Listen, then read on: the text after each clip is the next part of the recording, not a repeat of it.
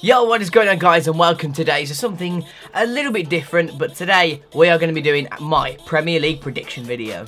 So in today's video, I'm going to be predicting the top 20 Premier League places going right the way from the relegation places up to the champions. It's a little bit early to be releasing this video at this moment in time because we're only halfway through the transfer window, and the Premier League, as recording time of this video, it's just under a month away until the Premier League actually starts back up again. So is it too early to call? Let me know your thoughts in the comment section down below and subscribe if you are new. Today we are going to start off with the bottom three, which I believe are going to get relegated. So I'm basing this on performance, what squad they currently have, and signings so far. So there, guys, as you can see on the screen, the team that's going to finish 20th for me this season is going to be Huddersfield Town. Now, what I'm basing this on, guys, is yes, they've made a couple of good signings, as in Tom Ince, and I've made a few more signings. I think they've only done one yesterday or the day before.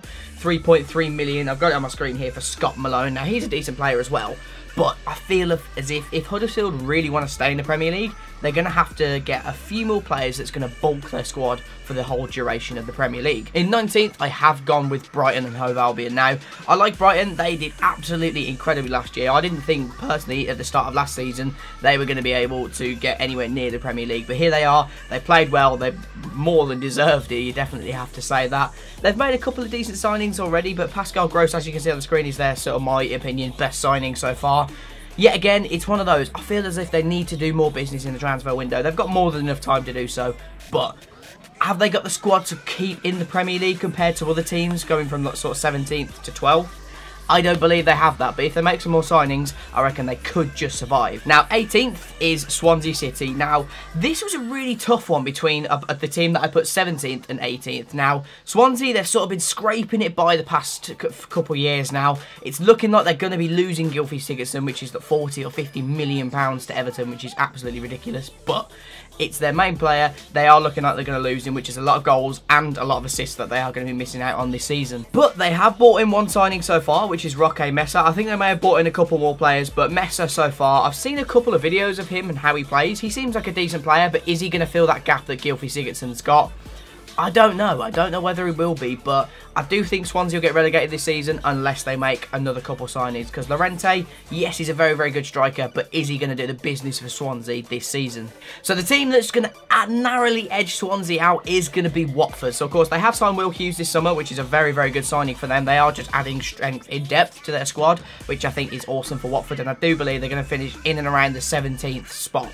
Now, Watford, yes, they've kind of had a few problems with management over the past couple of years. There's no sort of getting around that, but Watford, I do like them. I really do. They play, because obviously being a Man United fan, obviously wearing the shirt today, in the games that they played against us last year, they were very, very good defensively. They were solid, and hopefully the new management, whoever's going to come in, or they may have a new manager, I honestly don't know, but they are a good side, and I think they're going to narrowly edge Swansea out of the relegation zones this year. So moving on to 16th place, and we are going to choose Burnley. Now, this was a tough one between sort of 16th to 14th. There's three teams that I think are going to finish in and around that sort of area. But I have chose Burnley at 16th. They've made a couple of signings so far. I think they've signed John Walters and Jack Cork. Now, that's just adding strength in depth to Burnley squad yet again. Very, very decent side, I think, last year. They actually did better against the top teams, like they did well against Liverpool. They drew with us, where Tom Heaton was amazing at Old Trafford. They've done really well against big teams, but I reckon if they have solid results at home again this year, I reckon Burnley will be just fine. Moving on to Newcastle now. They are the brand new boys yet again into the Premier League. They seem to just drop in and out every couple of years. But I reckon the squad that they have now with Dwight Gale, Shelvey in the midfield as well, I reckon they have a really, really solid team. And they've got quite a few young players that are actually really, really good when I've watched them last year. They seem to be solid. They've made the official signing of Christian Atsu now. I reckon their business is nowhere near finished in the transfer window this summer. But I reckon Newcastle are going to be just fine, and they're going to be absolutely solid against the big boys in the Premier League. Bournemouth was a really tough one because they've made a very, very good signing in Jermaine Defoe, but are they going to be as good as last year? They had a fantastic season. I believe they ended up finishing in the top half or near enough the top half. I can't remember off the top of my head. But are Bournemouth going to have a good enough season as they did last year? I honestly don't know. They've made a couple of great signings. Obviously, said already Jermaine Defoe. Nathan Ake's coming for around £20 million.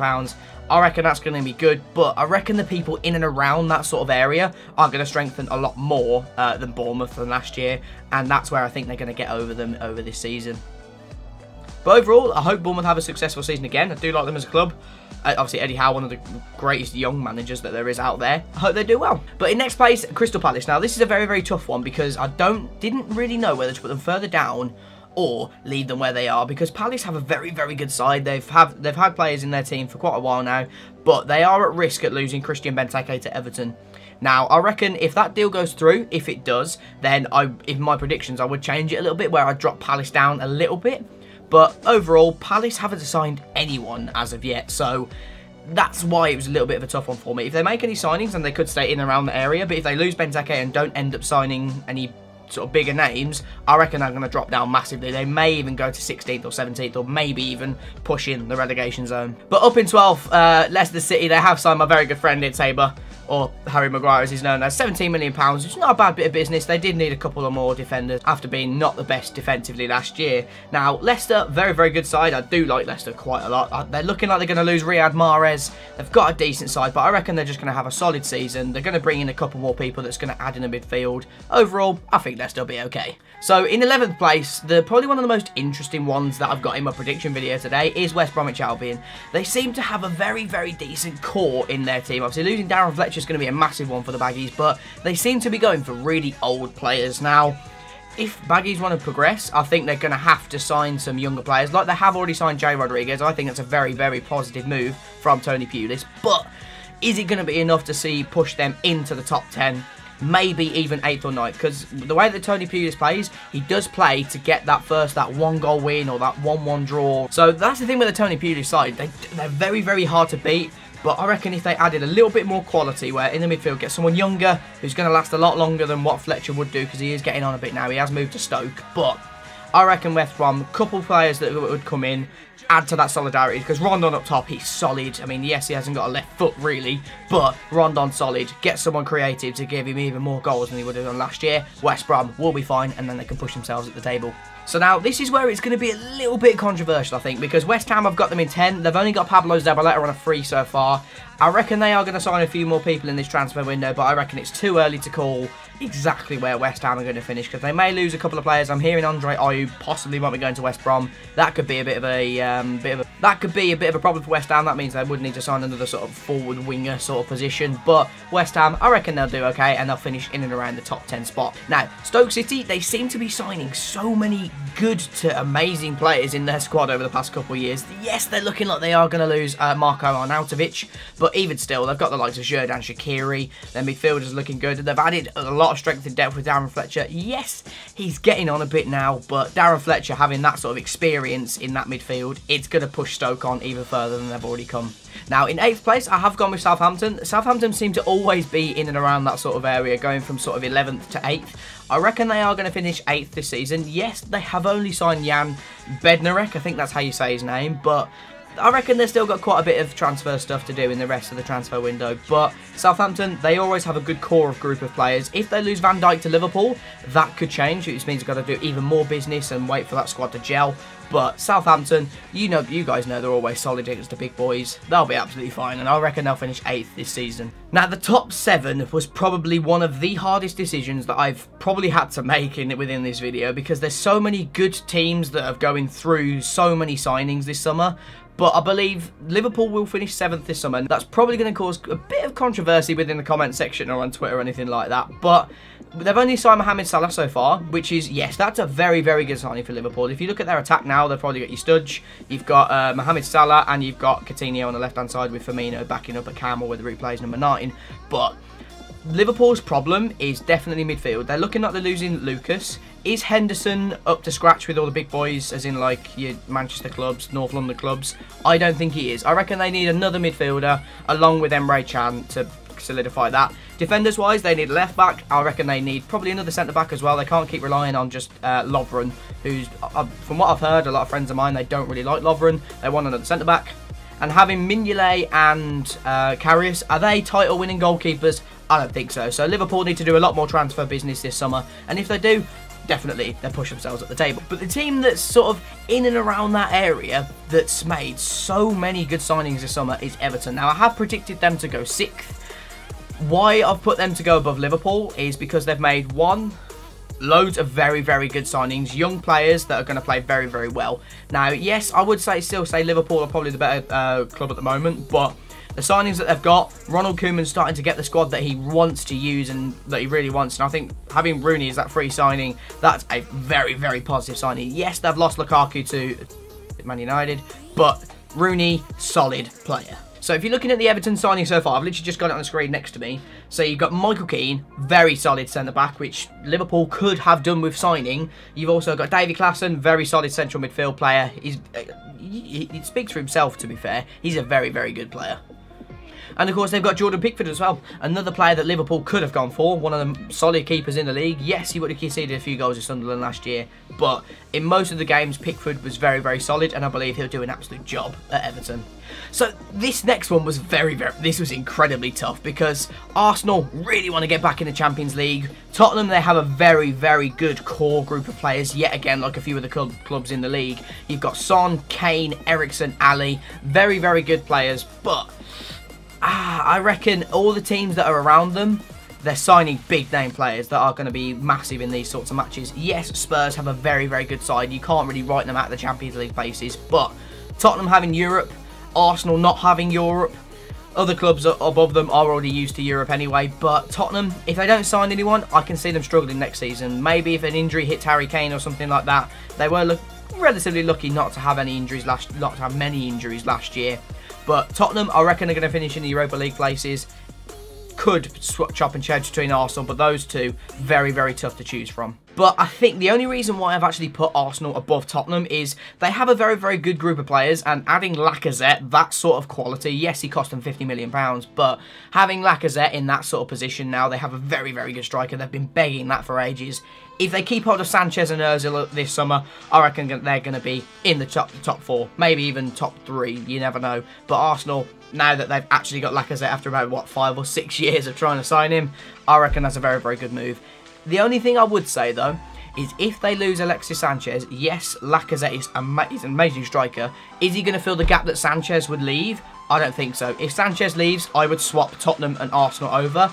Maybe even push through to swapping them two over as well. Now, if you thought choosing sort of positions 7th to 4th was hard, choosing the top 3 is almost impossible. It's an absolute nightmare. The top 3 could finish anywhere. I'm not saying that that's exactly how it's going to be. I'm hoping it's going to finish like that, but I am predicting Chelsea to finish 3rd. They've signed Rudiger so far. I think they've signed one more player at the moment, but they are looking like they're going to lose Diego Costa. Strikers that may be coming in, I'm hearing Aubameyang may be coming into the club at Chelsea, but are they going to be as good as last year? There seems to be quite a lot of blood boiling with a few players over there. They might be losing Matic to Man United as well. There's a few players looking like they are going to go out. Is that going to sort of cause a little bit of a rift in the team? You never know, but I think Chelsea are going to finish. They're always going to finish up there anyway with the players that they have, and Conte's a very, very good manager. But I think this year they're going to finish 3rd. Now, I'm thinking with the top 2 this year, it's going to be one of the Manchester clubs to win the Premier League this year. I've put City to finish 2nd. They've got Bernardo Silva's, they're probably their best signing for £43 million. Yes, we were after him. I am quite disappointed the City have managed to get him because he's a very, very good player. I mean, we have quite a lot of strength and depth in those positions anyway, so is it that much of a loss? I don't think so, because we do have the likes of Mkhitaryan, Pogba, Martial. When they're all on form, could they be better than Silva on their day? You never know.